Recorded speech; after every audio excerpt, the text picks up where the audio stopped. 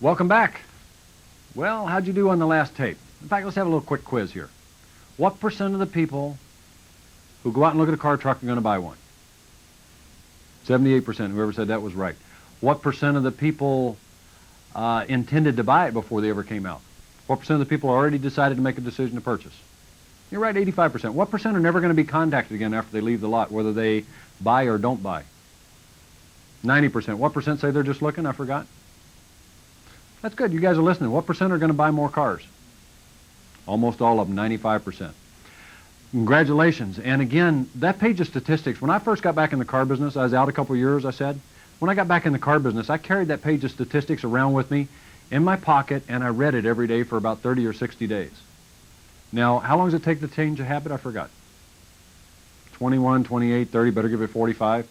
You know, I guarantee you, if you'll read that page of statistics every day, memorize those numbers, when you're out there on the lot and the next person that walks up who doesn't look like a buyer, act like a buyer, or sound like a buyer says, I'm just looking, the thought will flash, oh yeah, 72% of the people said they're just looking, but 78% of them are going to buy a car, and there's an 85% probability this guy came to get it. It'll make it easier for you to work through those reflex objections and get into the selling process. We're just looking great. Who's the lucky one? Who gets a car? Is it going to be for you or Bob? Well, it's going to be for Bob. And how are you going to use it, Bob? Well, we're not really ready today. Oh, that's okay. Maybe I can answer a few questions for you guys while you're here. Grab a brochure before you leave. You're going to use it mostly for business or pleasure. And then you get into the selling process, and all of a sudden you work through the little reflex objections, and now you're into the selling process. You're building rapport, you're investigating, gathering that information you need. And you say, Bob, let me show you a couple things on this new car I think you're going to be interested in. Then you get into your feature, advantage, benefit presentation, and Betty, that's kind of nice too, isn't it? Yeah, I like that too. And then you get them on a demonstration drive. Come on, let me show you guys a couple things. And then you come back, Bob, park it in the soul line. We'll pull the keys so nobody else can drive your new car. How are we going to register it, in your name or her name? And close. This should be easy. How hard should it be to sell somebody something who came to get it? Next thing we want to talk about in this tape, I just want to give you some common sense tips on working with people. We've gotten a lot of misinformation, mostly because people left it up to us. They said, okay, show me what you can do. And we went out here and tried to figure out how to work with people. I used to be a farmer, and then I was a helicopter mechanic, and neither one of those previous professions gave me the information I need to work with people. These are things you have to learn. Page 53. Again, just common sense stuff. Number one, it's real important that you remember that your customer is out of their comfort zone. Your customer is out of their comfort zone. This is not something they enjoy doing. They didn't have a good time last time. Nobody ever contacted them again after they bought. They think they spent too much money for this car, and they just don't have a good time doing this. Try to remember that. You know, we used to remember when we first started selling, but we've been on this side of the curb so long, we forgot what it's like to be on that side of the curb. Just keep those thoughts in mind. Number two, this is about when you meet somebody or greet somebody. Use a firm handshake. And it says, but gentle, a firm but gentle. Some idiot told me one time to break their hand, show them that I'm in control. Somebody else told me to pull them off of a balance there to show them you're in control. You do that, you're going to lose sales. So if that's how you shake hands, don't do it that way. You don't use that limp handshake. You don't use that crushing handshake. You just use a firm handshake. A firm handshake is a show of confidence. So don't overdo it and don't underdo it. Number three, another biggie. How many times have you been to the write-up when you said, oh, gee, I don't think I even know you guys' name? Number three, get their name and use it often. When you say somebody's name, if your name is Jim, when I say Jim, it commands your attention. Somebody says Joe, it makes you turn around. So once you get their name, and if you can't remember names, use it often, especially in the beginning. Hi, my name's Joe, and you're Bob and Betty. Well, Bob, who's the lucky one? Who gets a car? Is it going to be for you or is it going to be for Betty? Oh, it's going to be for me. And Betty, will you be driving it? No. And then later in your presentation, Bob, come here, I want to show you something. And start using their name. Get in the habit of using it. Number four, to close more sales, remember those 4 words we talked about. That 4-word buying process. Like, listen, believe, and buy. Like, listen, believe, and buy. What percent of the people bought because they said they liked you? Almost all, 71%. And what tools and the basics do we have to make them like us? What are those steps? Investigation, building rapport. In fact, our first impression and our greeting also help them like us. Number 5, I see a lot of people out on the lot with sunglasses on. Don't wear sunglasses, and if you do wear sunglasses because you have an eye problem, don't wear dark sunglasses. If people can't see you it makes it harder for them to trust you and feel confident. And remember, 71% said they bought because they like, trusted, and respect you. Just a real quick tip on sunglasses.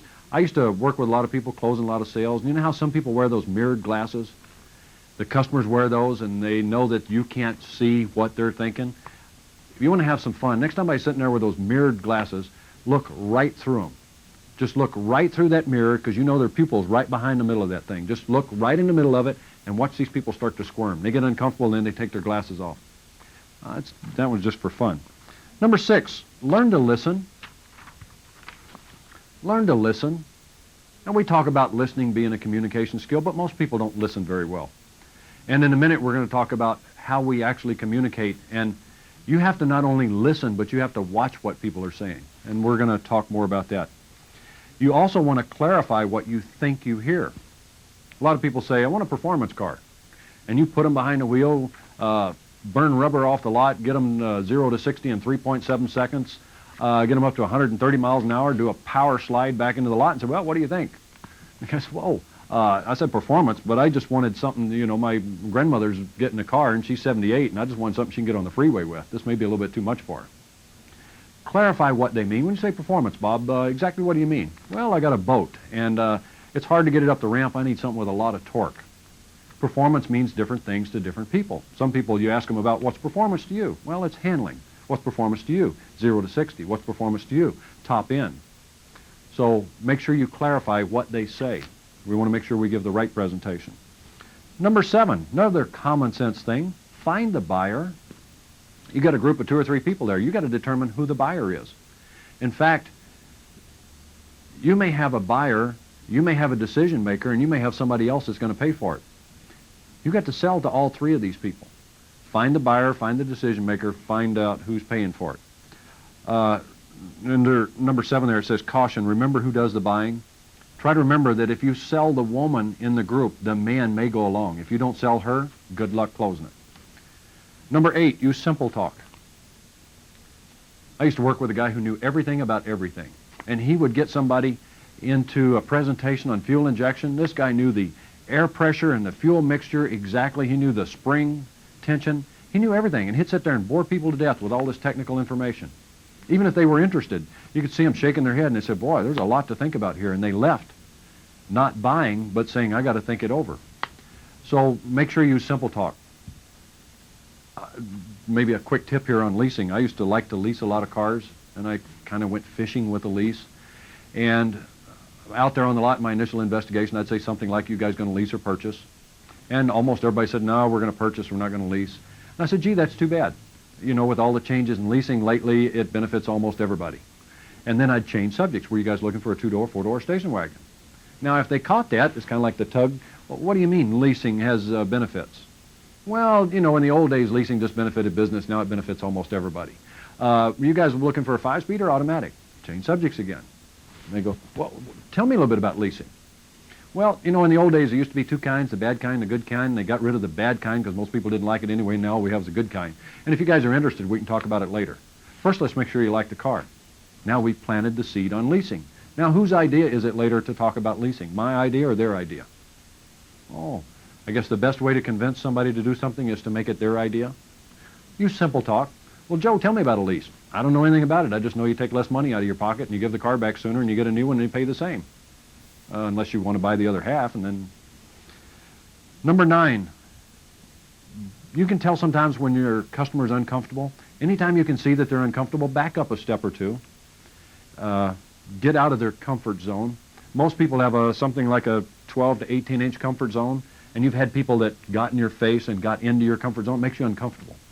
Well, buyers have that. If you're tall, I'm 6'2". If I'm talking to somebody 5 foot, I should back up a little bit so I don't seem so tall. Or if they're standing on the curb, you stand off the curb.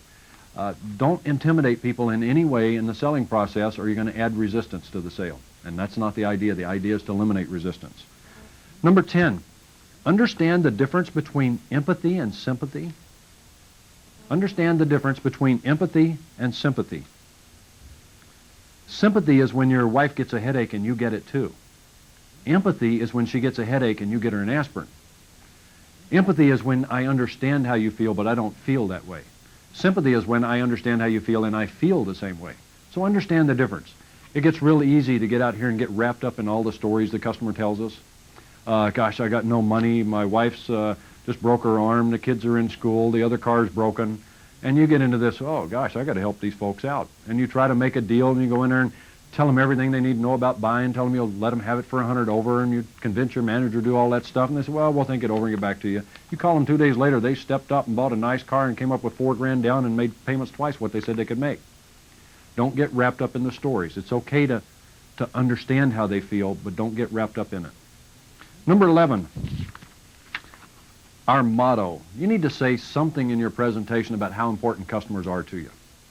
I got on, I think it was a U.S. Air flight one time, and they said, at U.S. Air, you are number one. U.S., you get it? They said something about the customer being most important. You need to do the same thing. Here at ABC Motors, our customers are most important. Let me give you a tour around the dealership. Number 12, and this is a problem in our business. You got to quit cussing, smoking, and spitting in front of customers. That does not create a good first impression. In fact, you got to stay out of that huddle out there. When a customer pulls up to the lot, it's real important that we make a good, effective first impression. If they pull up and they see a bunch of salespeople hanging around the corner of the building out here, smoking, joking, spitting, they've already made a first impression. Was it a good one or a bad one? It's a bad one. And is a bad first impression good luck or bad luck to making this sale? It's bad luck. We don't want to do any bad luck stuff. If you're going to be outside, don't hang around a group. You can't get the next customer anyway. If I go outside, I'm going to get a customer. To do that, I make sure I'm wandering the lot, looking at cars, checking my inventory, and I'll be out there when somebody shows up. Number 13, when's the best time to sell a car? When's the best time to sell a car? You're right after you just sold one. You got that big voucher in your hand. Don't go drink coffee, sit down, prop your feet on the desk, and have lunch and tell everybody what a great job you did. Get back out there and sell another one. Your emotions are high, your adrenaline is there, you're thinking good. Get out there and sell another one quick. Number 14, apologize for any negatives that come up.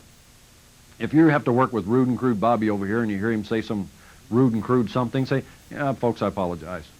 Don't hope they didn't hear it. Your credibility's on the line. The dealership's credibility's on the line.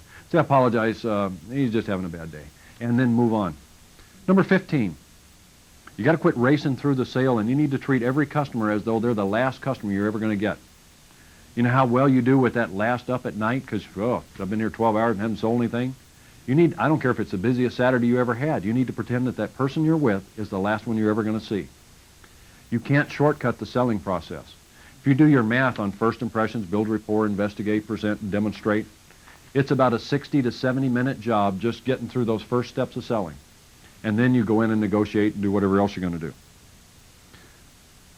When you talk about selling, we also need to learn to spot their buying signals. On page 56, I don't know if you realize it, but customers tell you, they'll tell you where they're at in the selling process, and all you have to do is watch what's going on.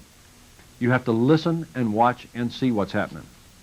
Now, they say things and they do things that, again, tell you where you are, but you have to be focused. Under verbal, you can recognize their buying signs by listening to what they're saying in the conversation. Verbal, number 1, more questions overall. If I didn't care about anything about your product, would I ask you a lot of questions?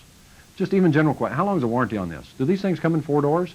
What colors are available in this? If I didn't care, I wouldn't ask. That's kind of the first level of my buying levels. Number 2, they ask you more specific questions about buying. Number 1, more questions. Number 2, more specific questions about buying. Now these get more in depth. How long would it take to put the bumper on if we decided on this blue truck? Could you guys put the radio in this afternoon, or would we have to bring it back? Can I get the extended warranty on this? Now they're asking specific questions about buying. You need to be aware that you're getting closer to the selling process, getting closer to the sale. You're getting closer to the point where you need to ask the closing question. Number 3, you're really close when they talk as though they already own this thing. And you can listen, you can hear it in their conversation. You can listen and hear it unless you're doing what most salespeople are doing when they're talking to a customer. You look at most salespeople, they're talking to Bob and Betty Smith out here, and all the time they're talking to them, they're saying, Bob, this car's real nice, got disc brakes, and you can see them looking around the lot to see who's got a better up than the one they're with. If you're going to sell, you're going to have to focus. And forget all those other people on the lot. Focus on Bob and Betty out here so that you can sell a car. They talk as though they already owned it. Boy, when we get this thing home, we're going to pack it up and head to the mountains. Or when I get this thing home, I've got the bed thing that I'm going to put in the back. I'm going to put that rack on the top of this truck. and I'm going to get to work with this thing. In fact, I'm going to pack up this thing up tonight and put my tools in it. It's time to close. When you hear those buying signals, it's time to close. I don't care where you are in the sale, assuming you've built some rapport and investigated and presented and stuff. If you're in the middle of your demonstration drive and Betty's already driven the car and Bob looks over at Betty and he says, boy, I like this thing. How about you? She says, oh, it's great. I love it. And you're in the back seat. It's time to close. Whip out a business card and said, well, sounds like we found the perfect car. How are we going to register this? Betty, you going to let Bob be on the title or are you just going to put it in your name? And close. When you pull back in the dealership, say, Bob, park it in the soul line. I'll pull the keys. Nobody else can drive your car. Then you say, Betty, would you help me? Would you grab your registration out of your trade? And just start closing and closing and closing and closing. You don't close one time. You close about 27 times. It's a step-by-step process. Visually, just watching what they do. One thing there at the very bottom, number 8. How many times have you and I, as men, been on a demonstration drive, and it's just you and a woman out on a demonstration drive, and you're trading drivers, there's no other cars, no other people around, and you get out of the driver's door, she gets out of the passenger door, she looks back and sees her purse there on the floor. And she reaches back in and grabs her purse before she walks around the car, and there's only you and her there. What did she just tell you? She just said, I don't trust you. I've also been on demonstration drives, and sitting in the back seat, a couple of women, or a woman and her husband, she's thrown her purse at me and said, here, hold this. Did she say, by throwing the purse at me and saying, hold it, she'd just say, I trust you? How important was trust? 71%. Like, trust, and respect. That's one of the biggest reasons people buy. And again, you have to focus on one customer at a time or you'll miss all these buying signals. Another thing on page 57 we have to learn to do, and this is just basic communication skills. Most people don't have any idea of how we communicate, or they've forgotten how we communicate. Page 57. We communicate with 3 different methods. We've got the words that we use, the things we say, then we've got our tone and inflection, or how we say them, and then you have body language. Now, if it takes 100% of everything we do and say and how we say it to communicate, how much of our communication comes from the words that we say? How important are the words that we say? Heard somebody say 50%, 60%, somebody else said 8 or 10. Pretty close, about 7%. 7% of effective communication comes from just the words that we say. Now, tone and inflection is how we say the words. Like you get off a demonstration drive and you say, Bob, do you like the car? He said, yeah, it's okay. Now, yes, it was okay was the right words, but what was wrong with tone and inflection? Bob, do you like the car? Yeah, it's okay. Yeah, it's okay. Was that casual? Nah, it's all right. I don't care. Attitude.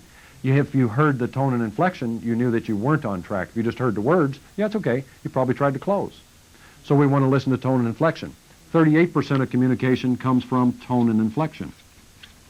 And do your math, that leaves 55% for body language. Because we don't focus well, because we're not listening, we're not watching, we miss most of the communication that goes on out here. It's like you get back off the demonstration drive and Bob takes it one step further and you say, well, what do you think? Do you like the car? And he said, yeah, it's okay. And what did he tell you when he crossed his arms? He may have said the right words, yeah, it's okay. Tone and inflection might have even been all right. Yeah, it's okay. But body language said, there's something bothering me about this, I'm not quite ready. You never want to ask a closing question when somebody's got their arms crossed, because you'll get a no, and it'll be a hard no to ever overcome. So you want to watch and see what's going on. There's a couple of sentences here under number 2. It says use the sentences below for practice. Practice your tone and inflection. If you're making practice tapes, if you're going to videotape your walk-around presentation that we're talking about later, don't just practice the words and don't just practice your steps. Practice your tone and inflection. It's like that first sentence. It says, Bob, are you saying that she has to look at the car before you can make a decision? Now, if I just say that in a monotone, Bob, are you saying that she has to look at the car before you make a decision? The question is, does she have to look at the car before you make a decision? Well, yeah, she needs to look at it. Change your tone and inflection on a couple of those words. Bob, are you saying that she has to look at the car before you can make a decision? Now, what did that question imply? It's either you said it or she said it. No, I got to check with her. Bob, are you saying that she has to look at the car before you can make a decision? I believe that question implies, can we maybe just call her, or does she have to actually see it? Same question, but you can get 3 or 4 different meanings out of it. Practice on that question when this tape's over. Practice changing your tone and inflection. Let's look at, on page 58, Some other words. The words are critical. Just because it's a small number, it doesn't mean the words aren't important. Page 58. We call these bad luck words and phrases. Selling is, you're supposed to make people feel good. If you say the wrong words, you create resistance instead. It's like our greeting, how can I help you? It may sound like a nice, warm, and friendly greeting, but it's going to get you the wrong response. You greeted people, that's true. You might have done it with a smile on your face, but you said the wrong words, got you the wrong response. Now you have an objection before you start. Words mean different things to different people, and connotations. Selling is causing a person to think, act, and feel positive. Those three blanks. Think, act, and feel positive. And the words you use have different meanings for different people. So we want to make sure that the words we use have an okay meaning for all the people that we talk to. And some simple words. And these words might not sound important, like the first one there. Buy, sell, and sold. We call these rejection words. You may think it doesn't matter to say, you guys want to buy the car, instead of, is this the car you'd like to own? That may seem like a very minor point, but let's say that it takes 100 points to sell this car. Throughout your presentation, everything you do, you got to accumulate 100 plus points to make a sale. If you get 99.9, you don't get to make the sale. And let's say that that one greeting, how can I help you folks? Oh, we're just looking. Let's say that that was only worth 0.1. Let's say that you guys want to buy this car instead of you guys want to own this car. Well, that's worth 0.1. You missed out on both of those because you used the wrong words. I don't believe you're going to close the sale with 99.98. I think you just missed it. When we talk about all of these things may seem minor, but they all add up, and they either make the sale or break the sale for you. You don't want to shortcut anything that you do. Your commission is on the line out here. Every time you talk to a person, it's worth whatever we figured your per contact was worth anywhere from $50 to $200 or $300. Your voucher's worth anywhere from $2 to $300 or $500. Don't take shortcuts with it. In fact, you want to go into this, you want to try to get a couple hundred points. And then the sale will be easy. It's like that old saying, if you want to get 20 grand for a 20 grand car, you better give them a $30,000 presentation. And you need to do the same thing with everything in sales. Rejection words, buy, sell, or sold, change the word to own. What should we say instead of payment or pay? Invest, that's one thing. Monthly investment, initial investment. Generally, when you get down to payments, you should be inside the office. That old saying, you sell on your feet, you talk price on your seat. You ever heard that? If price comes up, you should be sitting down. So when you talk payments, you should be in here doing the paperwork and doing your negotiation. So when it gets to payments, I don't normally even mention the word payments. I'm doing my figuring here, and I say, folks, with this for your car and this much down, it looked like it's going to run you about $350 to $400. That's about what you guys had in mind. And I just say, it's going to run you, or it's about, when I'm referring to the payments. Sign the contract, those next two there. What have you been taught not to do since you were a kid? Weren't we taught not to sign contracts? Parents said, read those contracts before you sign them. If you say sign the contract, a little red flag goes up in the customer's mind. They say, whoa, wait a minute. We're supposed to think about this. We're supposed to be careful with this. Instead of the word sign, what could you use? Okay, approve, authorize. I mean, you have your John Henry there on a check mark. Anything but sign it. What could we say for contract? What would be a better word, better phrase? Paperwork, agreement, almost anything. Just don't say sign the contract. Credit application. What's a better word than credit application? Customer statement, absolutely. And I use credit app now and then in my conversations in class and on tape. I should be saying customer statement. Allowance for your trade. When you were a kid and got an allowance, was it ever enough? No. So if you say, Bob, we're going to allow you so much for your car, is it going to be enough? No, we never were happy with our allowance before, and we're not happy with it now. How about market value on your car is? Market value on that little car you're trading in is somewhere around $1,600, $1,800. Is that what you had in mind? No, we know they're going to want more. That's beside the point. Asking price. What's the matter with asking price? Doesn't asking price imply that we never expected to get it? This is what we would hope to get. Of course, we'll come down later. You might as well take money out of your pocket and throw it away if you're using asking price, or we'd like to get. You have to be bold when people ask you about price. Don't use your whiny voice. How much is that car? $17,300. Switch subjects. By the way, who's the lucky one who gets a car? Instead of saying, how much is that car? Well, they've got it marked at $17,300, but that's the asking price, and don't worry about that because we're real negotiable. Why don't you just take 2/3 of your paycheck and throw it away? If that's you, you can double your income just by changing your words out there. Change asking price to, in fact, have you noticed that when most people ask you about the price, they're looking at the sticker? How much is it? Well, I'm surprised you can't see it from there. It's $17,300. And then change subjects. By the way, who's the lucky one who gets the car? Why don't we? Stop and think about the question, why don't we? What does that ask? Doesn't that say, think of all the reasons you give me for not doing what I'm about to ask you to do? Why don't we? I don't want to. Change why don't we to what? Instead of saying, why don't we go inside, what could we say? Let's go inside. Let's go inside and take care of the paperwork. Let's is an assumptive statement. Let's go inside and take care of this. Appointment. Now, another thing wrong with that word appointment. Who do you make appointments with? Doctors, dentists, accountants, IRS agents. Basically, you make appointments with people who cause you pain. So when you say appointment, a little red flag goes, whoa, it's going to be painful. Let's don't use the word appointment. Let's use the word let's get together. Instead of saying let's make an appointment Saturday morning at 10 o'clock, why don't we get together Saturday morning at 10 o'clock? Small difference, big difference in your paycheck. You're wrong. That's a good one. If you want to set somebody off real quick and light them up quick, tell them they're wrong. That's too much money. No, it isn't. This car's worth a lot more than that. We're doing you a favor for selling it to you for $17,300. Bad luck. Instead of saying you're wrong, you need to learn those 3 words, feel, felt, and found. That seems high. Bob, I understand how you feel. I felt the same way too when I first got in the car business until I realized all the improvements we've had on the new whatever it is.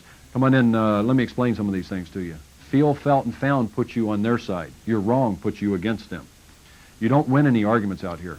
And men especially have a hard time with this stuff. Our ego gets in the way. We want to win every argument, every little point of the selling process out here. Quit worrying about winning the little points and worry about making the sale. Today, closing. Well, if we can do this, you want to buy it today. What's wrong with today? Today is 24 hours. Don't close with today, close with now. If everything works out, you're ready to take it now. Well, yeah. Honestly, truthfully, and can I be honest? If you keep saying, well, to be honest with you guys, or truthfully, can I be honest with you guys for a second? That implies everything else you've been saying is lying. And I hate it when a customer says in the middle of all this nice presentation I've been doing, they say, Joe, would you be honest with me? Right. And everything else I've been saying is not true, but go ahead and ask me a question. I'll tell you the truth this time. And it's fun to watch them back up. Well, no, I didn't mean that. Well, I understand. What's the question? Let's clarify it, make sure that we understand. Just be honest. Deal? You got to quit saying, we got deals. I used to work with a guy, and he sold a lot of cars. He was a 30 to 40 car a month salesman who barely made a living. Every word out of his mouth was about the deal. Hi, welcome to the dealership. We got some great deals today. And everything was on the deal. Deal is price. Deal is drop the price. Let's quit talking deals. We got an opportunity to save you guys some money. Got a little car that the manager's been driving over here. It's only got 6,000 miles on it. I can probably get you just a little over sticker price. That's an opportunity. Anything but deal. When I said 17.3, did you hear me say $17,383, or did I just say 17.3? Drop the hundreds, the thousands, and the dollars out of your conversation when you're talking about the price of our products. They're already expensive. How much is that? Well, it's $42,312.16. It's somewhere a little over 42. It's just under 45. That's a little over 13. It's just a tad under 9. Drop the hundreds, the thousands, and the dollars. It makes the price seem less, unless you're talking about what? Their trade. Yes, Bob, that little car you pulled up in is probably worth about $1,650. Problems. Problems are negative. Problems are opportunities. Problems are situations. Problems are, we need to talk about this. Just drop the word problem. Thank you. There's nothing wrong with the word thank you. The reason I put that in there, I want to remind you of something. When you say thank you, what is the response you get from a customer? They say you're welcome. Now, if I say thank you, you say you're welcome, who did who the favor? You did me the favor because you're the one saying you're welcome for the favor I did you.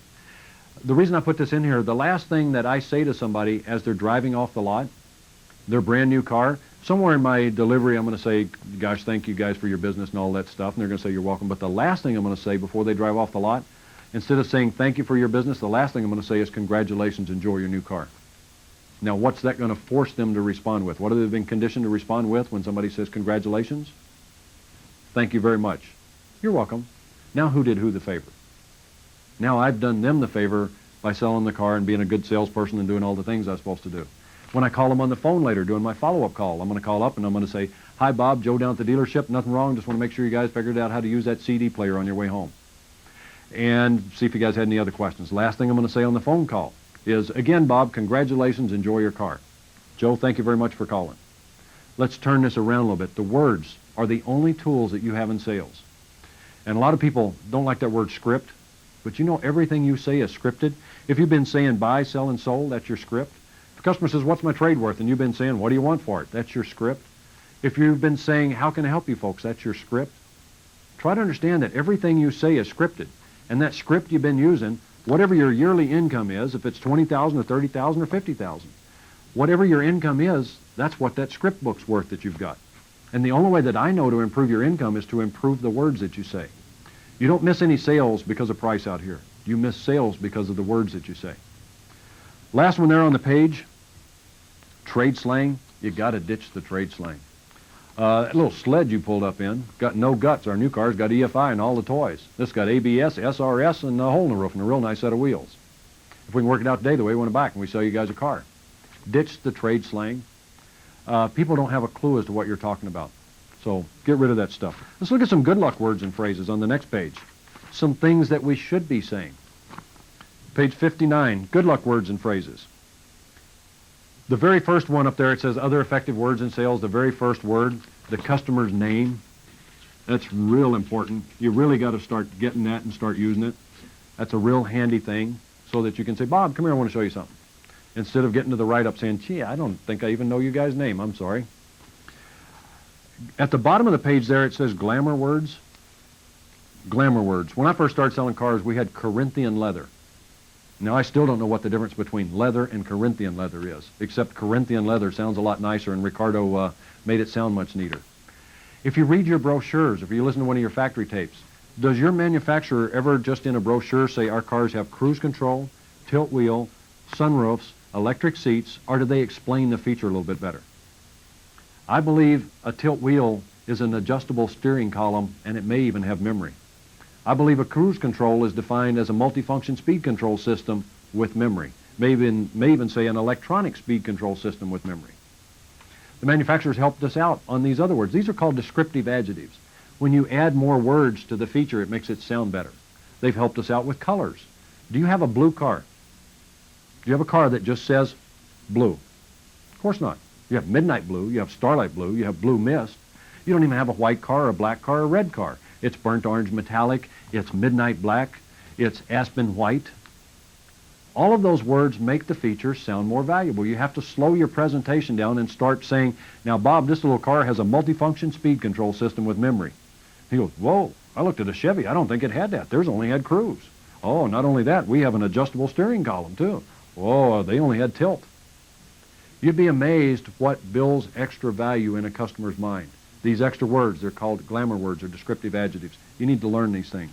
Go back and read your brochures and highlight the glamour words that they use. It makes people feel better.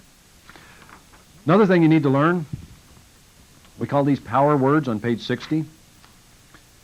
We're going to get into your presentation, but your presentation is filled with the other words you say. You're going to cover a feature, advantage, benefit, but it's these fill-in words when you're covering a feature. Instead of just it's got radial tires, it has steel-belted all-weather radial tires. That adds value to the feature, so these other words are important.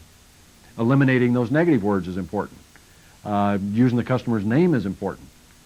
These power words are important too, and you use the power words throughout your presentation to help you lead up to a sale, or you may use them right before you ask a closing question. Power words, what's the first one here on page 60? Number 1, you what? You deserve it. Absolutely. Bob, you worked hard. If anybody ever deserved a new truck, it's you. Now, does that make Bob feel bad or good? Of course, it makes him feel, yeah, watch him straighten him. You're right, I do work hard. You're right, I do deserve this thing. Number 2, besides that, it's time to reward yourself or treat yourself. It's time to reward yourself. Bob, if anybody ever deserved a new truck, it's you. Besides that, it's time to reward yourself for all that hard work. Besides that, number 3, you've earned it. Well, if anybody ever deserved a truck, it's you. It's time to go ahead and reward yourself, and if anybody ever deserved one of these things, it's you, and besides that, you've earned it. Number 4, this new car or truck is going to also open new doors for you in business. When you pull up in that new truck, that plumbing supply business you got, people are going to realize that they're talking to a professional. Number 5, and in business, attitude is everything, and this new truck will open up new doors for you and make you feel like $1,000,000. Power words make people feel good. Now, if you just led up to your closing question with all those things, Bob, have I ever met anybody that deserved a new truck? It's you. You've worked hard, you've earned it. It's time to go ahead and reward yourself. Plus, when you pull up in this thing, it's going to make you extra money, and it's going to make you feel like $1,000,000 when you pull in that parking lot. You know, it sounds to me like we found the perfect truck. Let's go ahead and wrap this thing up and get you out of here so you can start enjoying it. Power words and phrases, add that extra that you need. Pretty much this whole tape has been about words and about dealing with people. I hope that you're starting to realize how important all this is. When we come back, the next thing we're going to talk about is the basics. We're going to get into those basic steps of selling, how you build value out here.